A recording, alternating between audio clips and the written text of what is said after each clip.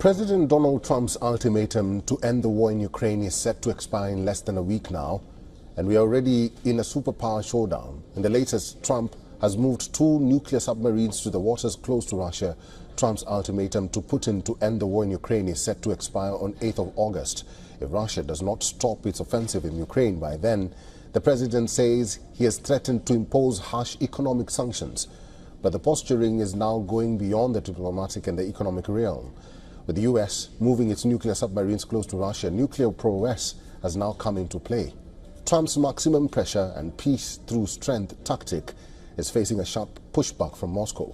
As soon as the deadline was announced, a full-blown social media spat broke out between U.S. President and former Russian President Dmitry Medvedev. Medvedev accused the U.S. of taking a step towards war. In a post on X, Russia's former president and Putin's close confidant warned Trump. Playing the nuclear card, he reminded Trump of Russia's nuclear capabilities, including the Dead Hand system, which was developed during the Cold War era. Trump was quick to respond. He said, if you talk nuclear, you need to be prepared. The United States is prepared. Well, you just have to read what he said. He was talking about nuclear. When you talk about nuclear, we have to be prepared, and we're totally prepared. Let's now look at how Russia and the United States compare to each other when it comes to nuclear firepower underwater. The nuclear submarines float in the undisclosed waters, but US and Russia are very close when it comes to underwater nuclear might. The US military operates a total of 71 nuclear submarines, while Russia is close behind with 64. But in overall naval prowess, US maintains a huge lead. When it comes to aircraft carriers, Russia has only 1, while United States operates 11 aircraft carriers. When it comes to destroyers, the story remains the same. Russia has 10 destroyers, while United States has 81 destroyers at its disposal. Despite this huge gap in the possession of naval assets, the position and potency is something that plays a crucial part.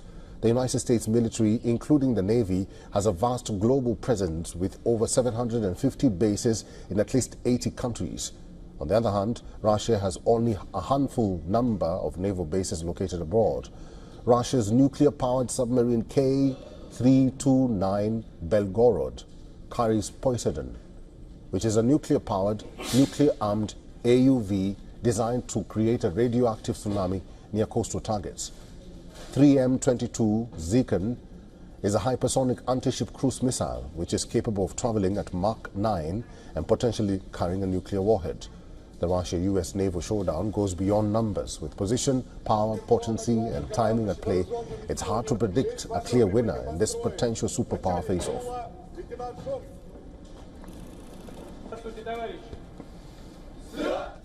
Mr. Peter Kuznick is a professor of history and director of the Nuclear Studies Institute at American University. He's now joining us live from Washington, D.C. Professor, good to see you and thank you very much for your time. Recent actions by the United States and Russia, including the reposition of U.S. nuclear submarines, indicates escalating tensions in marine power dynamics. If an ocean war was to erupt, who would have the edge between Russia and the United States? If a war at sea erupts, there'll be no winners. There'll only be losers. While the U.S. has an edge in terms of, as you said, naval bases around the world and the number of ships and the tonnage of ships, Russia has other advantages. Russia has a great advantage in the number of corvettes. Russia has been developing new technologies. The Zircon hypersonic missiles are very, very potent. Russia is also working on underwater nuclear drones.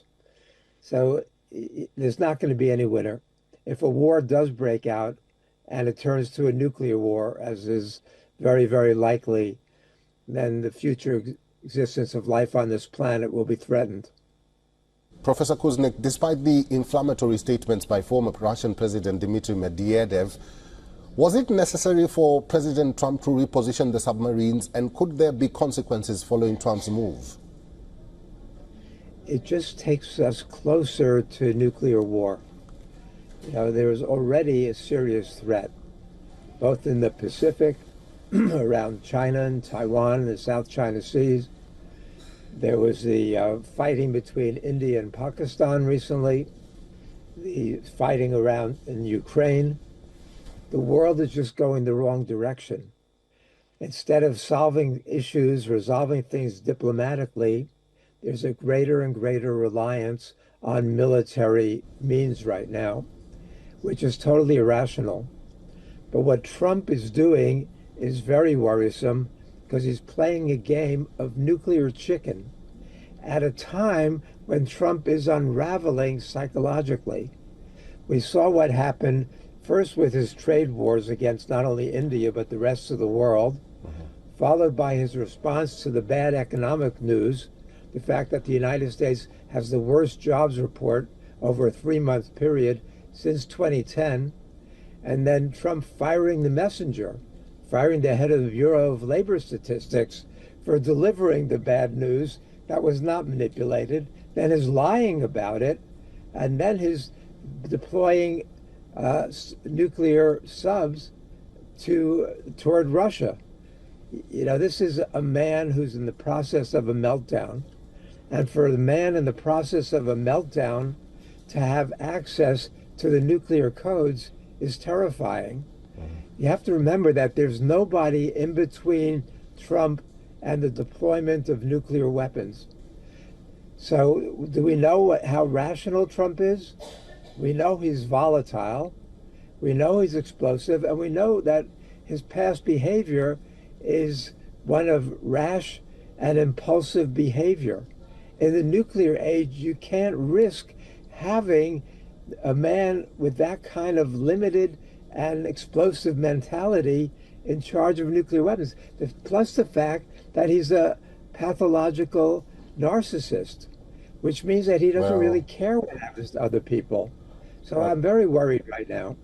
Okay. Professor Kuznick, we'll have to end it there. Thank you very much for talking to us today. Thank you for having me.